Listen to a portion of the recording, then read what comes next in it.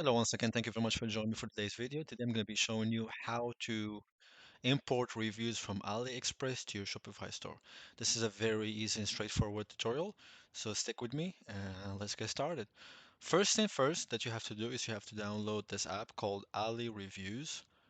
This app basically allow you to import the reviews of a specific product from AliExpress to your store.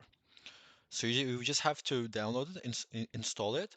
Once you install it, you just have to you have to link it to your Shopify.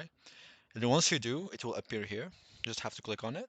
And then you go to AliExpress, you can choose any product. Let's say, for instance, we chose this product, for example.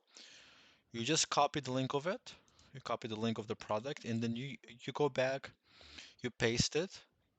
The app is going to show you once you install the app, it will show you, it will give you a place where you can paste links, and then you can import the reviews that you want, and then that's it.